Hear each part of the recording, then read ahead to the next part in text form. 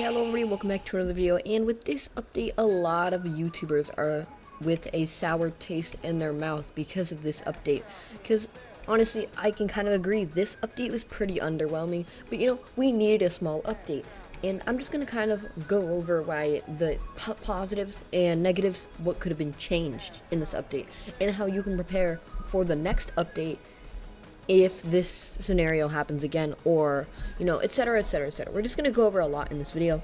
So before we do begin, I actually have a Discord where I'm going to be giving away 2 times seeds and 3 times game speed at 1,000 subscribers. So make sure you guys go ahead and join that. Or I'm just going to give away one of them. Honestly, it depends on how much I have. But yeah, go ahead and join. And also one thing, if you are going to join, don't just join for the game passes. I'd prefer if you join to actually chat, trade, etc. Because we do need more people trading and chatting inside the Discord. Now with that being said, let's actually begin this video. So the first thing I'll go over is the Tuna units. Now, they're actually pretty decent, they're alright, but they are way too much seeds, okay? So a lot of YouTubers like Waffle Duck were saying how we needed a small update, which is true. We've been having some really big updates, so we need a small update for the new people to catch up. Like, 0.005 is kind of diabolical, I think we can all agree. Like, I summoned 800k seeds this morning. It was horrible. I got nothing, okay? And it's just really hard to get that shot, man, especially with it leaving in 4 days. But yeah, and a lot of people need to catch up. So it's nice that we got this little update with only 3 units, with one of them only being an admin abuse. So first of all, this infinity pedal, way too expensive. 150k is insanity for how mid it really is. So I would think not to buy this, really. I don't think it's worth it. Unless you have a lot of seeds just sitting around and you can afford it. Buy it, I guess. This one is about to run out of stock. It's decent. It has the nuke. I made a whole comparison video, which you can watch right after this one, okay? Yeah, it's honestly pretty sad to see an update like this where they make them so expensive to where nobody can afford these. Like, no new player is just going to have 350k seeds laying around. And that's the truth. And let's say they want Beanstalk too. That's like 500k seeds. So I don't know, I'm just cheating while making this video because I just thought it was pretty urgent.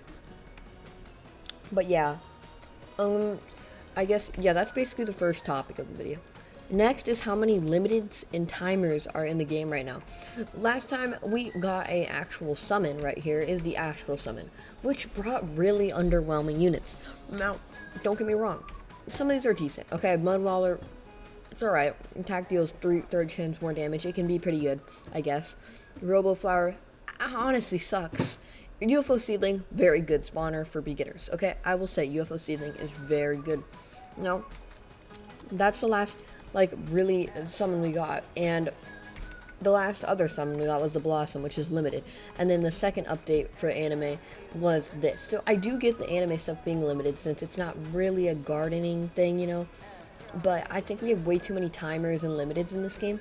Like, if we go over to this index, we can just see all the limiteds here. Like, even, let's go look at, so many things you have to trade to get, right? You can't legitimately obtain them with, just grinding. Alright, these stretch plants limited, right? I'm surprised. That's pretty low existing. Dang. Super Sprout, Seed Mix not limited, right? Yeah, no, these 2 are not limited either. But, there's a decent amount of stuff in here. I'm wondering if the quests are going to be permanent. There is this Prism Leaf, which is a really good starter. So, EB is going down, Electric Beetroot. So, I didn't even trade mine away yet. I might. When even Electric Beetroot's unlimited unit. So, I don't know, man. It's really confusing with the state of the game right now. And also a lot of the balancing changes they did. I made a whole video dedicated to it. But they're nerfing a lot of units that people got and paid for. That, if you're wondering, that makes a lot of players lose honesty, or trust within the developers. Because if you're just going to go ahead and grind all these seeds for a unit, right, and they just nerf it to the ground, why did you do that, right? And it's just a waste of money, waste of time, waste of seeds. It's a waste of everything. And the developers, in the end, make the profit, The unit's nerfed, so now it can't game break, and the person's left with no money in their pockets because they bought this garbage unit. So, honestly, it's just, it leaves a sour taste, okay? It leaves a sour taste in their mouth. Next up is the difficulty of some of these new stages. Now, don't get me wrong, I like a difficult game mode, but the fact that even with some of the best units like Beehive and stuff that you mostly need to trade to get these because of how rare they are, you still can't beat Apocalypse instead of Dojo. Even Waffle Duck, I'm getting a lot from her, she still can't beat Apocalypse, and she has what, Chomp Man, Beehive, etc. She even gets on the endless leaderboards, which she made a whole video on how to get on those. If you do want to know, you can go watch one of her videos. She made a whole video on how to get on these leaderboards pretty easily.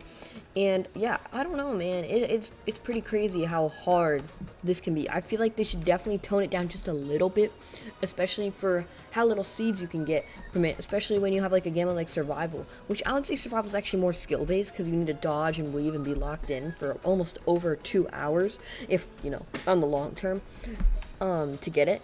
But yeah, you get so much more reward for this, for being locked in and stuff, with, you know, this being a little more relaxed. You know, you can maybe watch a YouTube video while doing it, but yeah, it's just weird, you know, it's odd. And I think they could definitely tone down the difficulty just a tad bit so it's a little, you know, easier. But I will say Back Garden is a very good map. You know, I like how it's made. Tropical Island, Tropical Island and Back Garden are very similar, I've realized.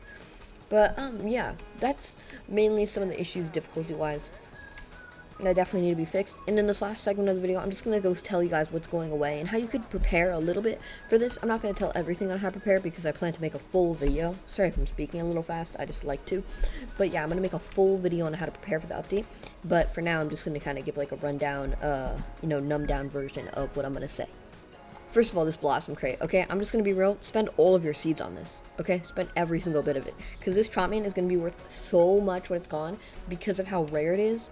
And yeah, you're going to get so much FOMO when this thing is gone. So just try your best to get it. And if you can't, just trade for it in the end. And, you know, it's a great unit. It's a great DPS. And it has Burst, which is just insanity. So, yeah, and it has decent range. So yeah, I would definitely get it. It is very expensive to play stuff. And then you have over here the summons. None of these are leaving, obviously. Summons stay permanently.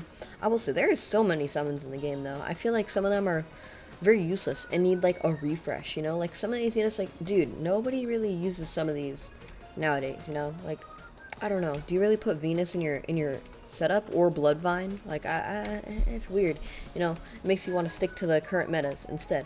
But, yeah.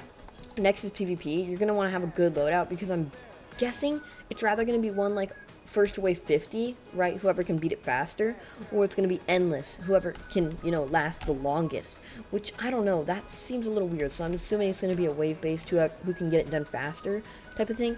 And in other games like Toilet Tower Defense, which this game, I'm not gonna lie, a lot of inspiration is taking off of it. Okay, I know it's a skibbity toilet game, but I played it like 2 years ago, and it has this very similar game style, you know, where you pick a map, you have these units, you have limiteds. It's very similar. And what they did for their PvP when they dropped it, they basically made it so you could summon enemies with money, you know, and stuff. And other games with PvP did that, you know, like some other tower defense games.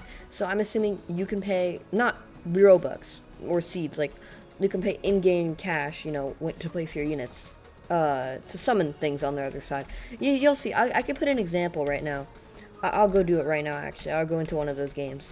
Okay, it's kind of weird to be playing this game again, but you can see the similarities, right? You know, a little bit, at least, to how it works. You see, you have these AoE and everything, but let me just go over to PvP. Where did they put it now?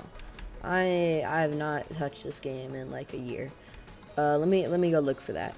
Oh boy, okay, here it is, PvP mode. Alright, let me go see over here. So, this is going to give you a rough idea on how PvP works in Guarded Tower Defense, or how it may work. So you see you have these ranks right here, and you can get rewards, you know, for depending on their rank. You get a certain amount. Obviously, Guarded Tower Defense would never be this generous with seeds, okay, let's be real. But yeah, you can get a unit, you know, for placing on one of these leaderboards, which I do think Guarded Tower Defense will do. So let's just go into a match so you can see what happens. Okay, never mind. It's a little different than what I was thinking. But, here you go. Auto skip, so we can just place the farm.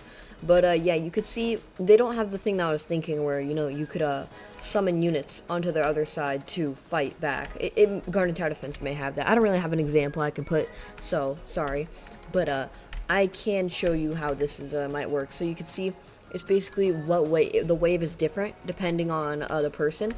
And I guess we just try to make it as far as possible on your wave, And this is 2v2, so I just have a random here. That's not really contributing much, but you can see there's these dudes, and we just have to kill them with whatever we have. It's not the most fun game mode, but you know, it can get you some stuff in the end, and you know, I guess it can be a little competitive thing to do in the meantime, you know, if you like to get competitive with friends. But yeah, it's chill, and this is basically a rough idea on how it's gonna work. But yeah. But yeah, I think that's pretty much all I have to say today. If you guys did enjoy this video, I hope I can give you a rough idea on how PvP is going to work, and, you know, a rough idea on how I think about the game right now. I hope this really helped, okay? I'm just trying to be informational. And, yeah, we are already at the 8-minute mark, so no need to gap. And, yeah, go run the Discord if you want to chat or trade, and also go and hit that subscribe if you did enjoy the video. Oopsie daisies. See ya!